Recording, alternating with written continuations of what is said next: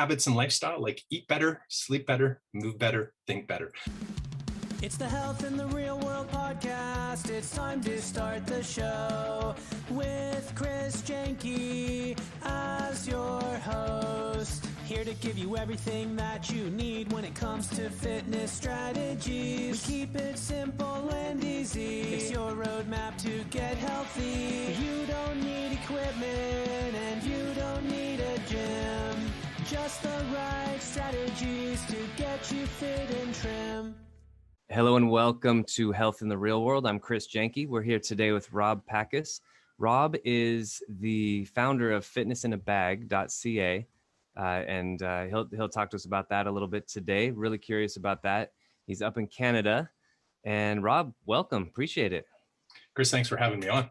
Yeah, absolutely. Now, just real quick, it does not look like Canada behind you. So you, you got a Zoom moving background, which is pretty cool. You got the waves coming in. That's awesome. And everybody can dream. And that's as close to Maui as I'm going to get right now. But, that's awesome. Yeah. And you're in Toronto, right? Toronto's on the east coast of Canada, right? Correct. Yeah. Cool. It's a beautiful day. It's not Maui, but it's pretty close. That's awesome. Yeah, you were saying the other day it was some pretty nice weather. You were out enjoying it. So that's great. So tell me a little bit and the viewers a little bit about Fitness in a Bag. This sounds really cool. Well, it's been a great transition. I've had Fitness in a Bag going for maybe 15 to 20 years, although it hasn't really escalated to the point where it's at right now. I worked with high school athletes or amateur athletes for a long chunk of my career, often training them. I was in education for almost 30 years. And in the summers, I would often train hockey players when my kids were growing up. And they were pretty competitive athletes. I would always be the trainer on the team. But because I was working with very high level athletes, it kind of put me in a good position to experience equipment and things like that. So I was, the number one thing behind Fitness in a Bag, it saves time. So in essence, when I was a trainer, I wanted to have athletes train for 6 days a week, but I often didn't want to train them for 6 days a week. It was my summer. And Fitness in a Bag was the ability to bring them to me for 3 days of the week. So we would kind of work on speed, agility, quickness. We would do all the things they didn't want to do or wouldn't do on their own, run at tempos, push sleds, chains, all the fun stuff. But then on the other 3 days, I would give them equipment that they could bring home. And they could, rather than travel for 45 minutes both ways, I could save them an hour and a half of travel by just assigning them workouts. Recently, cool. With the advance of technology, now everything is on an app and the equipment comes in a portable bag. Same sort of concept, but now it's just more refined. I have programs that I've used with students and teams for 20 plus years that I can have anybody start on. So it's been a really, COVID's kind of helped me in a certain respect because gyms being closed now, people are, scarcity of equipment and things like that. They're looking for options. And even though I've had it for 15 or 20 years, it wasn't really to the forefront until now. Right. And that's great. And so you rent them the equipment or do they purchase it or both? Yeah, there's no rental, unfortunately, but yeah, they purchase. I pivoted, that's kind of the new COVID word, pivot in training, but I pivoted to 3 different bags. So one is what I call an educational or corporate bag. So that is going to schools so the kids can train effectively at home. And then there's 2 options for what I would consider the main fitness bag. So it's kind of 2 different price points. One is kind of a deluxe bag that has all the bells and whistles. And then the middle one is kind of at your entry point bag with, 15 items. The deluxe one has over 20 now. So it's pretty decadent. Great. Wow. It sounds like you've thought of everything. That's pretty cool. So Rob, what do you tell somebody? Do people contact you when they're really like not in shape, or are you pretty much just seeing athletes who are already kind of fit and you're just trying to get them fitter? Well, that's the 2020-21 question. The bag was meant for hockey players. Like when I designed it, not just hockey players, but it was meant so that athletes could work out at home. Well, one of my favorite success stories is Steven Stamkos, who ends up, I had him when he was 12 or 13 years old. He was on a very strong hockey team, like a local hockey team. And I was fortunate enough to train that team. And what I found is that in the summertime, when they were in their off-season programming, many of the kids had other responsibilities. They had soccer, they had lacrosse, they had baseball, they went to the cottage. So we'd have a team session, a dryland session, and 16 or 17 kids on the team, 7 or 8 would show up. And I always felt we were taking one step forward and 2 giant steps backwards because, they weren't able to kind of follow any kind of program. So that's when the bag concept started. And, here's the stuff, like, I don't want to stop kids from, or their parents from going to the cottage on a Friday because they have a dryland session at 7 o'clock for a sport that's not going to start till 3 months later. But how can we bridge that gap? So that's the concept. In 2020, when COVID hit and the pandemic started, now kids are looking for options at home. So it was kind of the perfect transition. So even corporate fitness, people are looking for wellness. People are sitting on Zoom calls worrying about, I'm going to sit up a little straighter now because it's, people are thinking about posture and things, overuse muscles and more flexion and things like that. So through the app, I'm able to kind of hit more than just athletes now. The concept of athletes working in the summertime or athletes warming up with a bag prior to their contest or warming down after a contest has now gone into, I have literally thousands of exercises and hundreds of programs that can be directed to, to fit the individual needs of the person that's purchasing the bag. That's great. So they have, it's this 2-pronged approach. They have the app, and then you also send them the specific, you said there are 3 different types of bags. You send them the specific bag that either they request or maybe you determine that's the right one for them.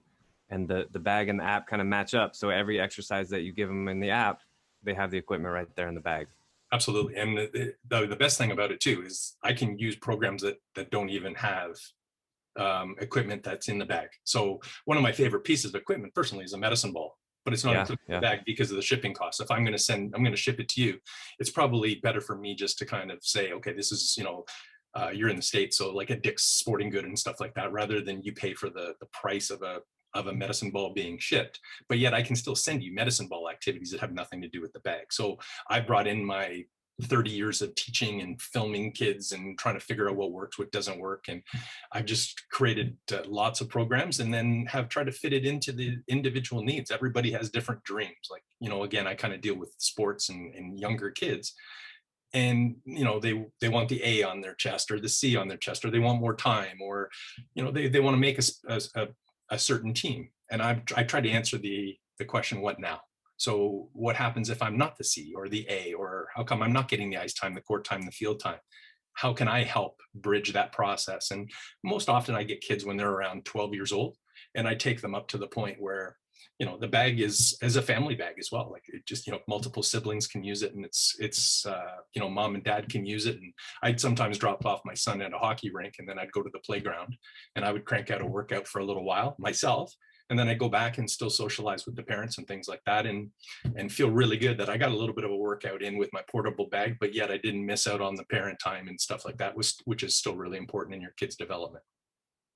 Yeah, absolutely. You're still kind of in the mix, but you're still taking care of yourself, which is, as a father myself, it's often hard to do because you're changing diapers and you're shuttling kids everywhere, and you still got it. You still got your bag at the park. So that's great. So Rob, you mentioned you've been doing this for 30 years about teaching. How did you get started in this? What's your origin story? Well, I always tell people, and I'm a big kid at heart. I knew in grade 9 or 10 I wanted to be a phys ed teacher, and luckily for me, I had great mentors all the way through. And I taught phys ed for 8 or 9 years, and then a position came in kind of a specialized program where kids would have to apply to get in, and I was fortunate enough to get that, which put me into a situation where the students that I saw in grade 9 to grade 12 in high school wouldn't take a traditional phys ed class, where they were playing badminton and basketball and volleyball. Instead, they would train. So my school would allow me to go and, hobnob with, some of the best trainers in the world. And, I still consider myself a lifelong learner. I still take courses and I still do, lots of stuff to try to stay on the forefront of what's happening, because everything's kind of funneled down from the professional ranks all the way down. And I've been fortunate to teach a lot of kids that are in the NHL and, were Olympians and things like that, and had really kind of very close bonds. I taught kids for 7 straight semesters often. And when that happens, you really get to know them, their parents. By the time they got to grade 12, I knew how far they could spit because I had seen them for every semester in high school. Right. And it was just such a like for my last 20 years of education, it was incredible of how, I get to go to work and I just get to think of new ways to train kids. And I never had to kind of select the best way. In a typical class, I might have 25 or, there was 200 kids in the program with 35 different sports. So I got to, experience what a gymnast was able to do, a soccer player, a hockey player, volleyball player, and just, we had golfers and archers. And, it was very cool to see what everybody brought to the table. And sometimes I would learn from my students because they'd say, oh, this is what we do at our practice. And then someone else would say, oh, this is, how we can, sometimes I'd sit back and go, that's amazing. And then all of a sudden I was teaching that the next day to the next class who didn't know that, that was a variation of the stability ball or a medicine ball or whatever you choose. That is pretty amazing. So Rob, I wanna wrap this up and go really big picture. This has been great as far as getting your name out there. I love what you're doing. It's really cool. I want to ask you to give your motivational speech. You got 30 years in the business. You have children, and sort of big picture beyond fitness. What life habits, goals, things like that. If a university or let's say like a corporation hired you to do a motivational talk, what's like a 1 to 2 minute highlight of that talk? Oh, that's a great question. But I think I would start with building your dream team. And I think, everybody has dreams. Every person I worked with, I probably have 2,000 people on my app now. And there's no two people that are alike. But there's lots of opportunities that we can have together. Like, I don't know you super well, but I would love to have you on my team because we could learn from each other. And I think too many times people think that they have to do things alone. They're embarrassed to start. And there's so much more even to exercise. When on the app now, I've really kind of dove into dreams and lifestyle. Sorry, habits and lifestyle. I keep saying dreams because I keep looking at my background here on the top right. But habits and lifestyle, like eat better, sleep better, move better, think better, are the 4 things that I've really tried to bring into my own life. And I've gone through the last 2 weeks, or sorry, not last week, but 2 weeks prior to that, it was just a down, like the weather wasn't very good in Toronto. And it was, I could make 9,000 excuses, but then you bring some people into that environment who are really positive and say, hey, let's do some stuff together. And, whether it's a Zoom call or, something where you can challenge each other, that's part of your dream team. Put people into your bubble that are going to elevate your status. And that status could just be, getting off the couch, or, maybe it's part of a team and things like that. And that's what I've really tried to do. And if I've had those down days or down weeks, I really kind of reach back into those people that can really help me along. And that dream team, you never know who could be part of it. And you can't feel bad by going out there and just asking people for a little bit help sometimes. My bugaboo is computer, and I'm constantly creating programs and things like that, and I run into problems. So my dream team is someone that can help me with those problems. And it's the same thing with fitness. So if I can help people as being part of their dream team or helping them with some of their pain points, I would love to do that.